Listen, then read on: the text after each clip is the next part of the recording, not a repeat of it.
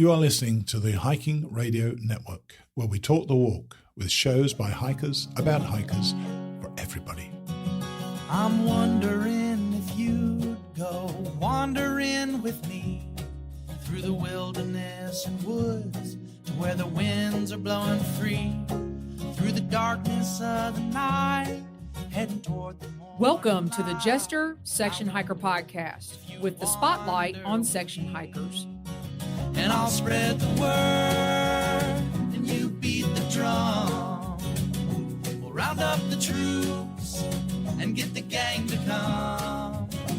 And we'll leave the streets and these neighborhoods, head over the river and through the woods. All right, you guys, welcome back to the podcast.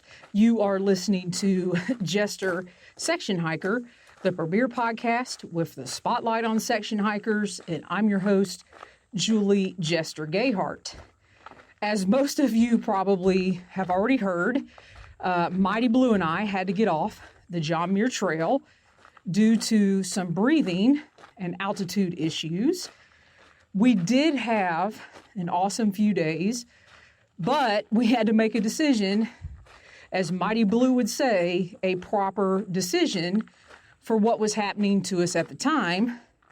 So for this episode, I'm going to share with you some of what happened.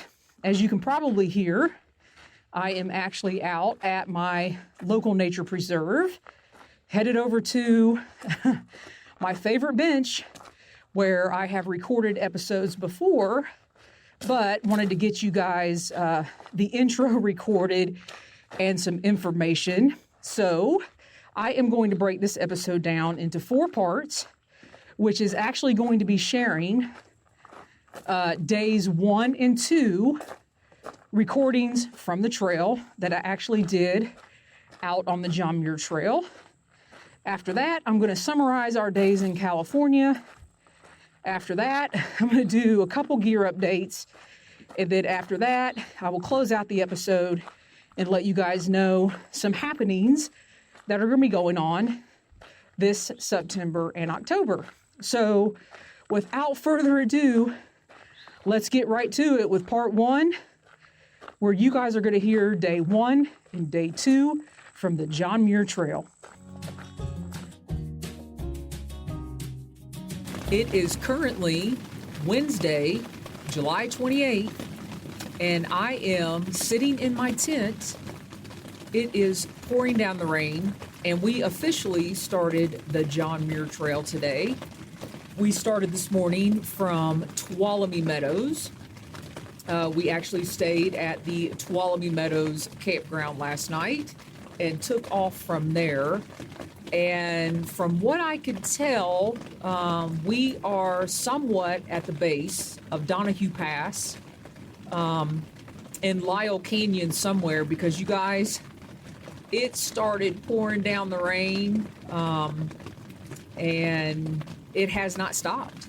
So day 1, pouring down the rain, setting the tent up in the rain, sitting in my tent with pretty much everything soaked, and I put on all my dry rain gear because we were using our umbrellas, and decided what a better time to record than now. So as I have set the scene here for you, let me go ahead and back up. And so Wednesday, July 28th, we officially started the John Muir Trail, and we are hiking south, eventually ending up at Mount Whitney, and today is day number 1. I believe we've done somewhere around 9.7 miles, but I will have to double check that when it stops pouring down the rain and we can start drying everything out. But you guys, absolutely gorgeous. The John Muir Trail so far has not disappointed. We started off probably around 8,500 feet elevation, and we've kind of hovered around that all day. We've gone from 8,500 up to 9,000, 8,500, and Tuolumne Meadows campground, where we camped last night, was right at 8,500. So We are taking our time and acclimating. And here with me, right beside me, is one of the ladies that is with us. Her name is Denise Horan, and she is over in her tent. And a little ways down, not far from me, is another lady that is with us. Her name is Patty Stechelty. And then Steve is a little bit further down, and I haven't seen Steve or the other two girls since it started pouring down the rain and we were all rushing to get our tents up. So we were screaming at each other at our tents, but everybody's pretty much just kind of settled down, snacking, figuring out how we're going to dry everything out once it stops raining. But anyway, that is day number 1. Tuolumne Meadows. We are somewhere. Ooh. Hopefully you could hear that thunder.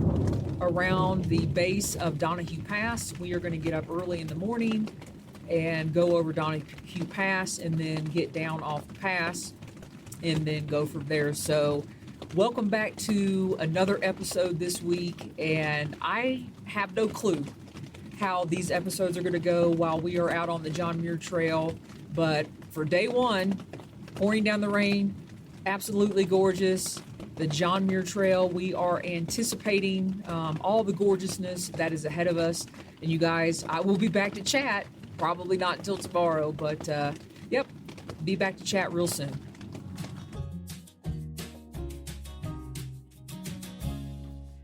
All right, you guys, it is, I think we've determined it's Thursday, July the 29th, day 2 on the John Muir Trail.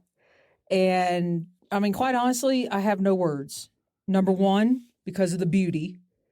And it is really epic. It's everything you read. It's everything you hear. It's everything you see. It's everything you watch on YouTube and then some. But I'm going to go ahead and tell you guys right now, this trail has taken me to a whole nother level of hard hiking.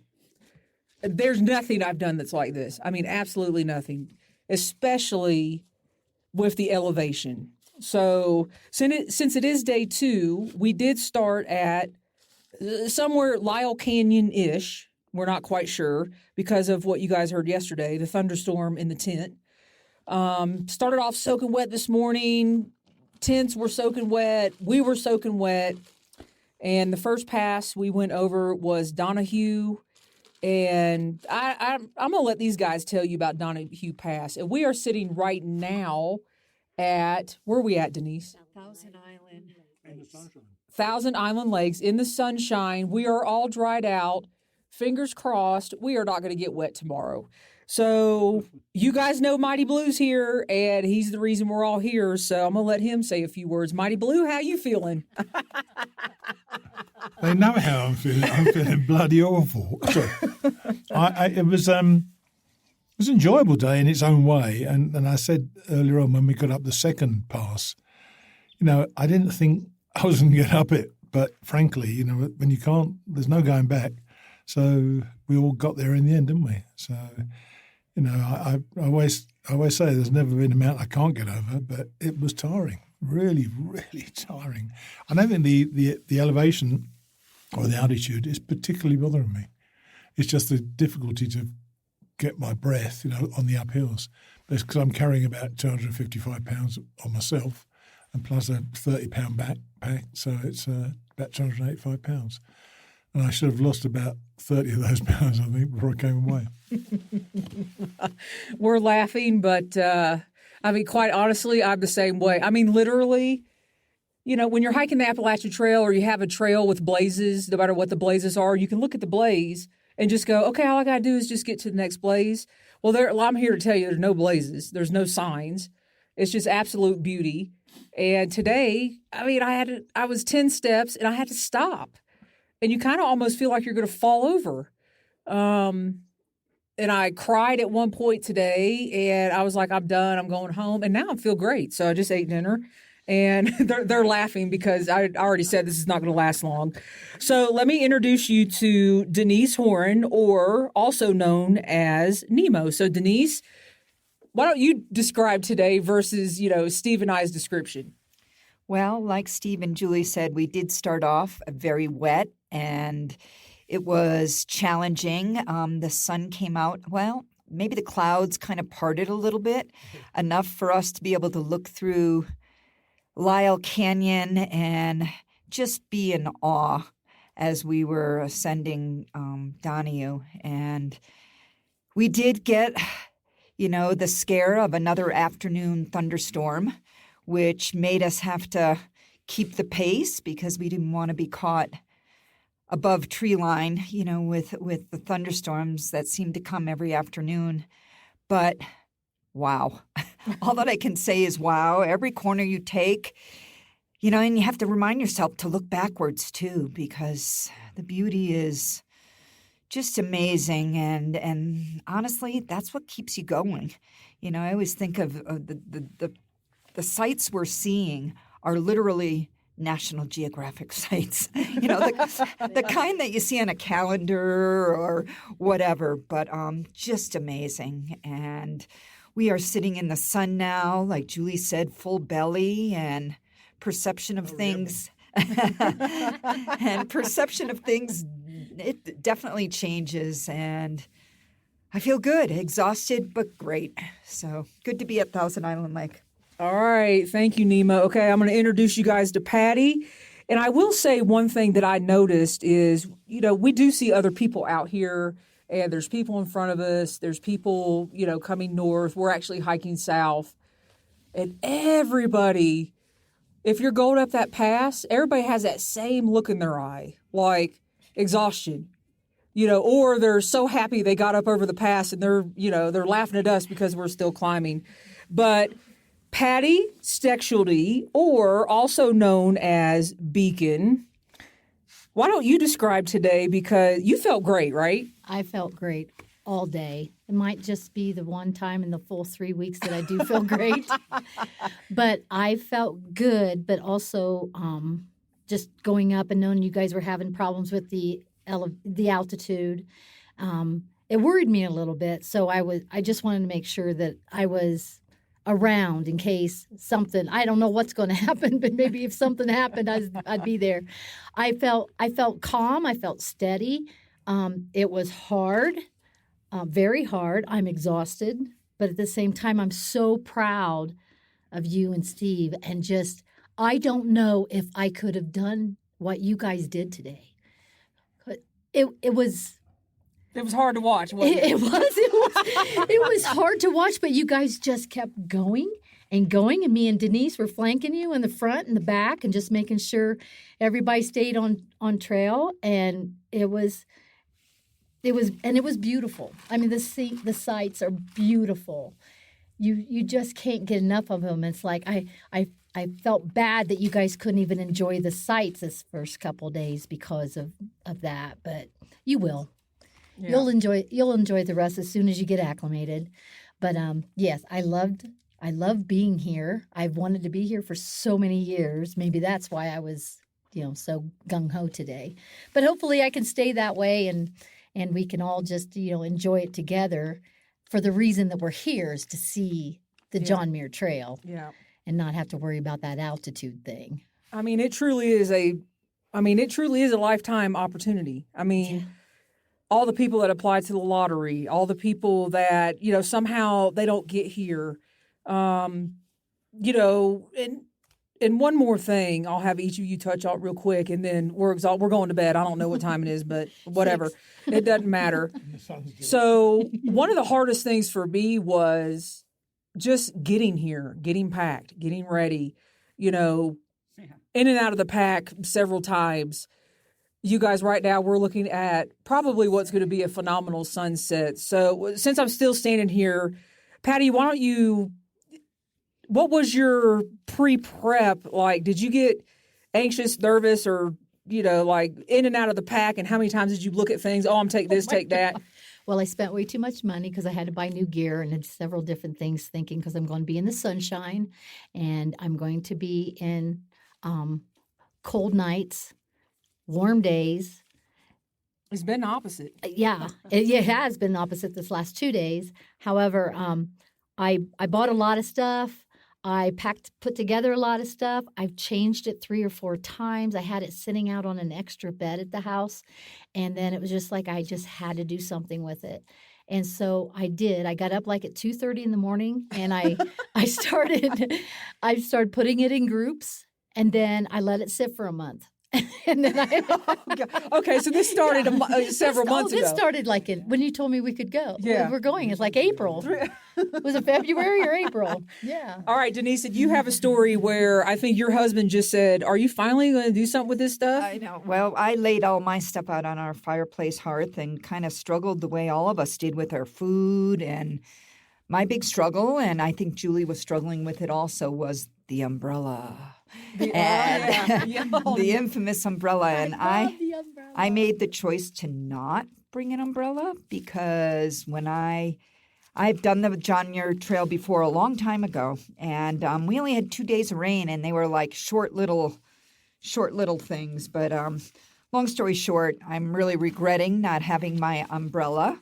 But yeah, the day I mailed food out was a very happy day for not only me but my husband too, because that food was laid out everywhere. But yeah. All right, Steve, final thoughts, and then you guys, I'm pretty sure we're all going to go to bed. Your pre-prep period. I'm pretty renowned for not preparing anything. And I kind of didn't, actually, until about a week before the when I suddenly it was a couple of weeks when I had to send out some food, which was a nightmare.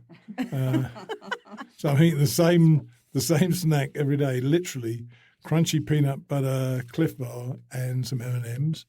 I've got, I think in the 16 nights, I've got 9 biscuits and gravy, which is good. But the prep, I didn't really prepare terribly well, to be honest with you. I was still buying stuff the day before I left. And the first time I actually packed my bag was the morning we left. Oh, my. God. All right, well, we'll end it on that note. We'll be back to chat with you guys tomorrow.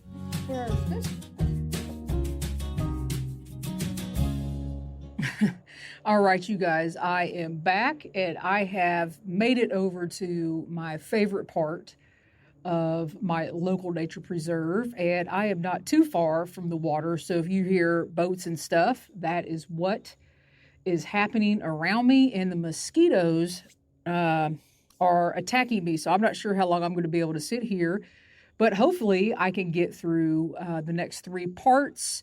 You guys just heard day 1 and day 2, and wow, what a way to start off the trail with a bang. But what I wanted to do is kind of summarize our days for you. So Wednesday, July 28th was our day number 1. And as you heard, we went from Tuolumne Meadows Campground to the Lyle Canyon area. And from the best I could figure, that particular day, we went around 9.7 miles. And then day 2, we went from the Lyle Canyon area up and over Donahue Pass. And you guys, the whole time we have been hiking south on the John Muir Trail. So started in Lyle Canyon, where it was raining on us that night, up and over Donahue Pass, which was absolutely phenomenal. I have never been over a high mountain pass before, so that was really, really and truly awesome for me. But that day, around 9,000 feet is when I really started having my altitude and breathing issues, and I didn't know what was going on, slight headache. And then we ended our day, as you heard, at Thousand Island Lakes, which was absolutely phenomenal as well. And to my best guesstimation, I think we went about 12.7 to 13 miles that day. And really the way that it works on the John Muir Trail, there is no 100% specific dedicated camping area or zones. For example, like out on the Wonderland Trail, you have to stay in specific camping areas. But on the John Muir Trail, it's just, okay, you get to Thousand Island Lakes and, wherever you deem fit, where you're not messing up vegetation and all that good stuff. And when you get your permit, that's another thing. The ranger will go over with you very specifically what to do when camping, using the restroom. And they also give you a WAG bag for when you go up Mount Whitney. And for those of you that don't know what a WAG bag is, that is where you have to dispose of your human waste as you are going up Mount Whitney, and you have to carry everything out. So they do give you one of those when you get your permit. So that was interesting. And I've been given a WAG bag before when I went out and hiked in Utah in the Narrows. You have to use WAG bags there as well. So there's a little tidbit of information. And then day 3, we went from Thousand Island Lakes to Red's Meadows, which was about 17 miles. And day 3, about halfway through the day, Mighty Blue and I were pretty much struggling from the get-go with our breath. And that's where I started the 10-step method, I think I started the 10-step method on day 2. But literally, I was taking 10 steps, regaining my breath, taking 10 steps. And really this day, the second half of the day, I don't know if you want to say put the nail in the coffin, but we had a cabin reserved at Red's Meadows on that Friday night, which was July the 30th, day 3.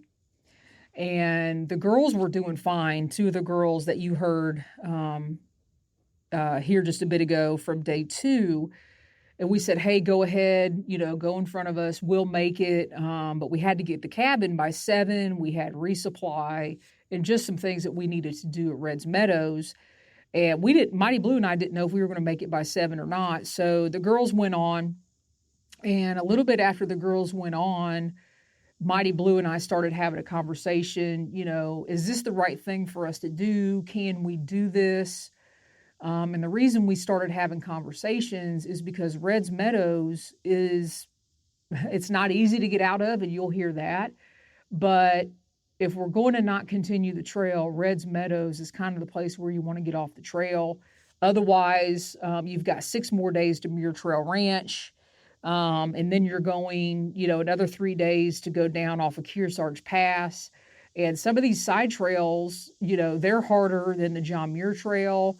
And it's just a various thing of logistics that you have to contend with. And when you start working on your plan B, C, and D, if you know that you are not going to continue on the trail.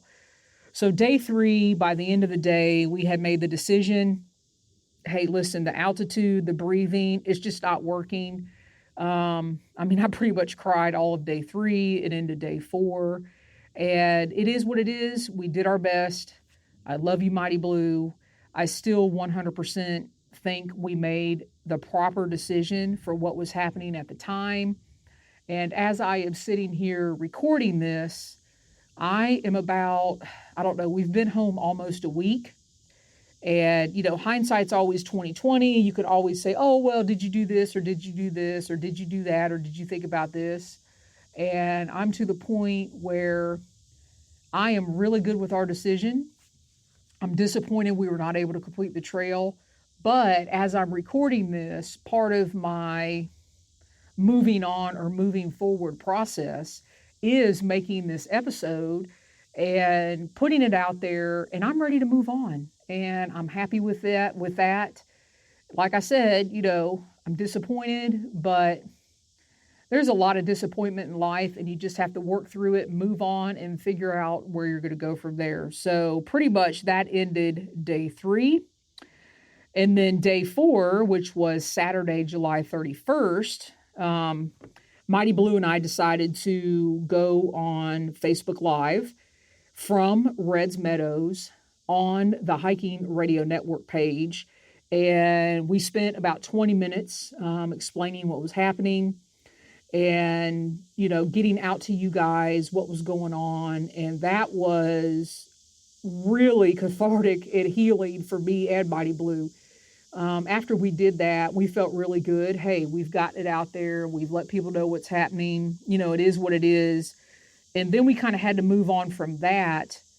And what we had to do to get out of there. So we were at Reds Meadows. So we had to take a bus from Reds Meadows to a place called the Mammoth Lakes Recreation Area. Then we had to get on another bus to get us down to the town of Mammoth Lakes. And once we got to Mammoth Lakes, we realized there were no rental cars, the airport, there wasn't a lot of things going on. COVID was starting to come back with a vengeance with this new Delta variant, and a lot of things were not happening in Mammoth Lakes because of COVID. And Mighty Blue and we didn't know what we were going to do. So Mammoth Lakes is about a 3-hour car ride from Reno. And we knew we needed to get back to Reno so we could fly back to the East Coast. And a whole other story, I'm not going to go too deep into it, is we ended up getting a ride from this couple. The guy works for the Mammoth Lakes Recreation Area. He's one of the shuttle drivers, and his girlfriend, which works at the hospital, offered to take us to Reno, and we didn't know who they were, and they didn't know who we were, or we didn't know who they were, and they didn't know who we were. But you guys, the trail provides. We paid them to take us to Reno. They did that. We had a great conversation in the car. So we got to Reno. At this point, I don't even know what time we got to Reno. It may have been 7:30. We were going to check into one hotel, but there were issues at that hotel. So we ended up at another hotel by the airport. And by the time that was all said and done, day 4 had been another massive day. And so we checked in, and we were only there for like 5 hours. We had to get a cab to pick us up at 3:45 so we could get to the Reno airport.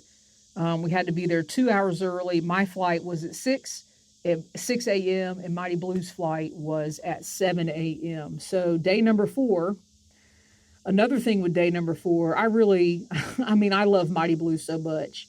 He ended up having to kind of carry my pack around Mammoth Lakes and take care of me. I was sick. This is probably a TMI situation, but I had to go into this bike shop not once but twice to use the restroom because I was just not good. Needed to get down out of elevation. But anyway, Mighty Blue, I love you so much. You really helped me on that day. And then you guys, Sunday, August 1st, day number 5, I'm going to call it, Mighty Blue and I went to the airport. We had some coffee and a little bit of breakfast that morning, and then we split ways. We gave each other big hugs, said we loved each other, and I was flying out on Delta, and Mighty Blue was flying out on United, and we made our way home. So that is our story in a nutshell. Obviously, there's a lot more to it, but for the sake of the podcast, that's kind of how everything unfolded and kind of how we got back. And like I said, I love you, Mighty Blue. I really appreciate it. He and I have spoken since we've been back, and we are going to do our individual thing as far as the podcast goes, his podcast and my podcast. And I've just decided to put this episode out, and I know Mighty Blue is probably going to say a few things. And then, you guys, we are ready to move forward. There's only so much time you can dwell on something, and then you got to go on. But I did want to let you guys know that the Facebook Live video that we shot from Reds Meadows, you can find that on the Hiking Radio Network page. It's still out there. I'm going to put a link for it in the show notes. And I have updated our itinerary. You will have access to that in the show notes as well. And I highlighted on the itinerary in yellow exactly what we were able to accomplish out on the trail. And before I move on to the next part, I wanted to thank, first of all, my family, Mighty Blue's family. You guys were phenomenal. All of you listeners out there that were cheering us on. And then when our Facebook Live episode went out, you guys were phenomenal. And I do want to thank Lisa Work. She sent us a prayer before we started the trail, and I did read that to everybody. So thank you, Lisa. And then I wanted to thank Austin Wallace, who heard us on the live episode from Reds Meadows. He immediately started texting me. Him and his brother just finished the John Muir Trail, and they were actually in Lone Pine, and they were going to help get us a ride back to Reno. So Austin, love you, my friend. Thank you so much for that. And I wanted to say, as hikers, we don't talk much about making hard decisions on trails, disappointment, heartache, and not completing what we set out to do. And it's okay. It's okay. You dust yourself off and you try again. And for this, I am really going to absorb all of the emotions and see what comes out of it. But one thing I know I'm going to do, it's time to move forward. It was a really, really, really awesome experience to be out on the JMT and see all the beauty, and to be out on parts of the PCT. I'm pretty sure I'm not done with the JMT, but who knows when I'll be back. But you guys, I'm going to move from this bench here. The mosquitoes are getting me, and I'll be back with part 3 and part 4 and close out this episode.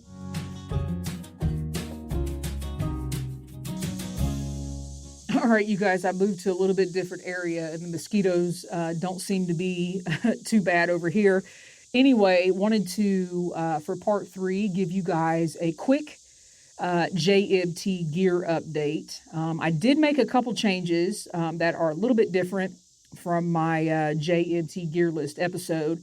I wanted to let you guys know that I did go with my Western Mountaineering Alpine Light 20-degree bag, and it was phenomenal. I do not regret that. I was warm every night. I had no issues with being cold, so really thankful I took the 20-degree bag. Instead of the Hoka Speed Goats, I did go back to my trusty Brooks Cascadias. The Brooks Cascadia 15 trail runners had no issues whatsoever. My feet were fine. They were exhausted and wore out, but as far as the functionality of my feet, went with my trusty Cascadias, and I had no issues. I did end up going with a different sleeping pad. I went with my REI Flash sleeping pad. At the end of the day, it's a little bit heavier, but it has a higher R value. And for some reason, the last second, I was like, ooh, I think I want to go ahead and take this pad. And I'm glad I did, because that rain and our lower temperatures at night, I am very, very happy with that decision as well. And the last thing is I did not take the Sherpa hat, my new hat. For some reason, a few days before we left to go to the JMT, I was wearing the hat around, and it just didn't fit on my head properly. So decided to go with a Colorado ball cap that I love, in addition to my I Love Hiking hat. But did change that out. I'll see what I can work out with the Sherpa hat, because I really like it. And one piece of gear that kind of acted up on me, and I don't really know if you could call it gear, I guess it's gear, are my Injinji trail socks. For some reason, those socks in the rain, they kind of bunched up on me and bunched up in the shoe. And I didn't get any blisters or anything, but I was like, what's going on with this? And it's kind of like they got larger. They started bunching up and stretched out, I guess. And that is pretty much everything I can think of for anything that changed with the gear. And I also wanted to give you guys a hammock update. I know that I told you guys I was going to be getting a hammock, and am still working on that with hey guys, how's it going? Good. And how's it going? Very good. You guys heading down to the water? Maybe for a second. For a second, but try to stay out of the mosquitoes. Oh, yeah. Yeah, they're getting me here. Yeah, you got to keep moving, right? That's right. All right, guys, happy trails. Wanted to let you guys know the hammock update.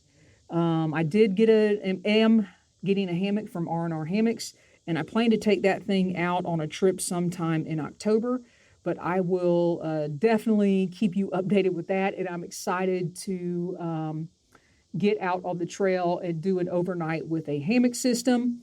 And I wanted to let you guys know for part 4 of this episode what's coming up in September and October. And I do have some exciting news that I have not announced on the podcast. Josh Smith and I, the gentleman who created the MST guide, which is part of the company Pocket Trails, he and I have decided to go into business together. And we actually created an LLC. We are both co-owners of Pocket Trails. And our first app that's already out there, or trail guide or map, whatever you want to call it, is the MST guide for the Mountains to Sea Trail. We have some really, really exciting things going on with that. And if you want to hear more, or you have no clue what I'm talking about, Josh was on the podcast. He was on episode number 50 and episode number 69. So if you want to listen to those, you can be brought up to snuff on that. And you can follow us over on Instagram at pockettrails.app. And I will put that in the show notes as well. And then coming up also in September, Josh and I are working on a special project with the Friends of the Mountains to Sea Trail for the Mountains to Sea Trail 44th birthday month. And you guys will be hearing more about that. And then during the month of September, I'm pretty sure the weekend of September 11th, we are going to do a hike and a meetup in Hillsborough, North Carolina. And I'm pretty sure we're going to do hike number 20 from the book, Great Day Hikes on North Carolina's Mountains to Sea Trail. And I will definitely be giving you guys more information on that. And then in October, Josh and I, with our company Pocket Trails, we are going to be at the ALDA Gathering Weekend, which is the Appalachian Long Distance Hikers Association. We are going to have a booth that weekend for Pocket Trails, and I am going to be giving a talk. I'm not sure when, they haven't put out the schedule, but I have been approved to give a talk about the Mountains to Sea Trail, the 40-day hikes. So I'm really looking forward to that as well. So you guys, hopefully I've given you some vital information in this episode. Mighty Blue and I are doing just fine. And we are excited about what we have going on in the fall as far as the podcast and everything we have going on. And as you all know, my hike on the JMT was officially dedicated to Kris Sherpa Fowler. And I have been asking for donations for the foundation during this series of episodes. So today will be the last episode that I will be asking for donations. I hope during this series of JMT episodes, we have at least raised some funds to help the foundation assist families of missing hikers, provide more hiker education and foundation initiatives. You can find the link to the foundation in the show notes, and as always, for more information. And I will close out. You guys know you can go to hikingradionetwork.com and click on the Jester Section Hiker Show to find all of today's show notes, pictures, and links mentioned in this episode. And while you're out browsing the show notes and pictures, you can also sign up to receive emails from me. I try to send out an email once a week with updates and some behind-the-scenes happenings. Hey, guys, how's it going? How are you? Very, very good. Enjoy your hike. Thank you. If you find value in what we do here at the network, please consider leaving us a donation or writing us a 5-star review on Apple Podcast.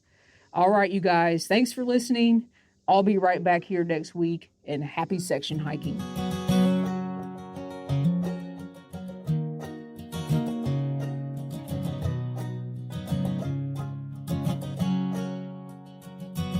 I'm wondering if you'd go wandering with me through the wilderness and woods to where the winds are blowing free, through the darkness of the night, heading toward the morning light.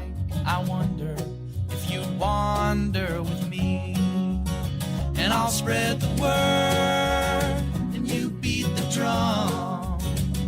We'll round up the troops and get the gang to come.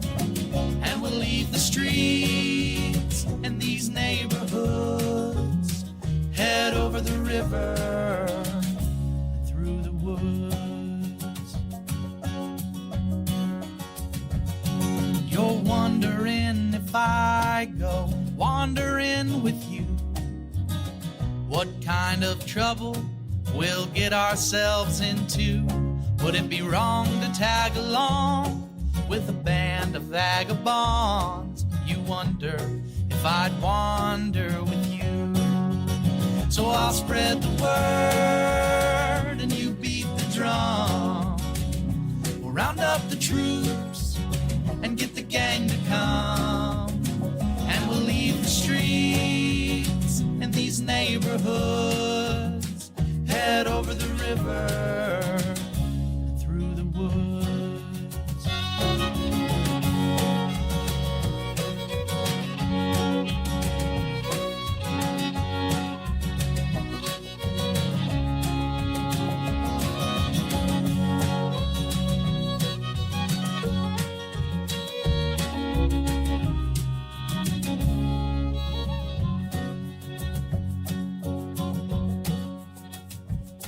I'm wondering if you'd come wandering my way, if you ever get lost or if the trail leads you astray.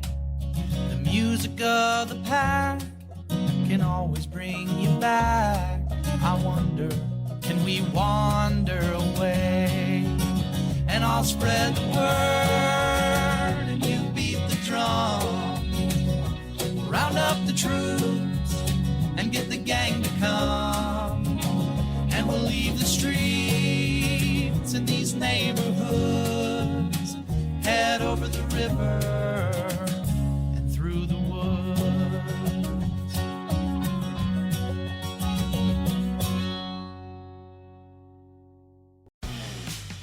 For the ones who work hard to ensure their crew can always go the extra mile, and the ones who get in early so everyone can go home on time, there's Grainger, offering professional-grade supplies backed by product experts so you can quickly and easily find what you need. Plus, you can count on access to a committed team ready to go the extra mile for you. Call, click Grainger.com, or just stop by. Grainger, for the ones who get it done.